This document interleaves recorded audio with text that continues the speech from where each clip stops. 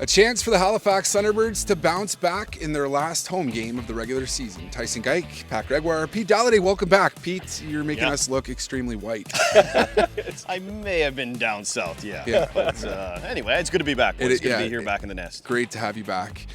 Now, I did some dissecting of the Thunderbirds play over the last weekend, watching back the film, trying to focus on the positives. One of the things against the Bandits, they shot out the lights. Two, they got some excellent scoring chances, hitting a ton of posts, and their newcomer Dawson Theed was phenomenal all weekend. Yeah, Theed is a really impressive player. He was an impressive prospect, but now he's flourishing into a contributor on this offense. And I think a lot of people need to remember that, he was with this organization just a few years ago when they were in Rochester. So the familiarity is there, but he's bigger, he's faster, he's stronger. He looks more confident. This is a guy that can put the ball in the net, but he was brought here to do all the dirty work, get those loose balls, fire those big picks. But he's a guy that when he is given the opportunity in front, he can make some plays happen. He looks really disciplined in those two games as well, which is important. That brings me to my next point, Pete.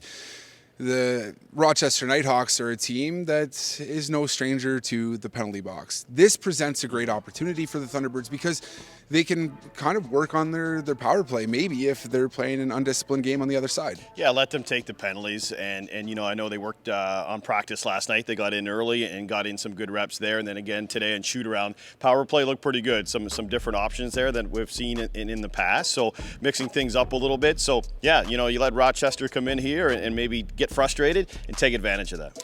Pat, Warren Hill has been so good all season long. Last weekend, hit a bit of a speed bump. We talked about that. That's going to happen, especially with such a strong season.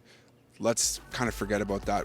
What do you see in his game, or what does he need to do a better job of this weekend as this team looks to inch closer to a postseason clinch? I think it's a focus. I think just maybe last week he just didn't have it. And sometimes goaltenders, you just don't have it. Unfortunately for him, it was the two biggest games of the week or the year against opponent in Buffalo that could shoot the lights out. And normally he makes those outside saves look so easy. For him, though, they were sinking. So I think he's just got to put that in the back burner, get back to playing Warren Hill lacrosse and making those big stops from the outside, but also the theatrical saves that raises the roof off here. I think he's going to be fine.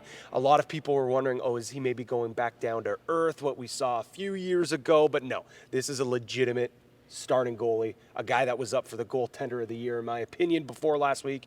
And if he has a bounce back, it's just going to put his name back into that discussion. It just has to start playing with that confidence again. Pete, final question for you. This is our last home game of the regular season, of course, here at the Nest, looking for some home playoff dates as well. However, it is Pride Night, a great opportunity for us to celebrate everyone, really, and we know lacrosse is for everyone, and everyone is welcome in this space. 100%, and I know we've connected with You Can Play, and that's a great organization here, and I know the first year went really well in the inaugural season. That was one of my favorite nights.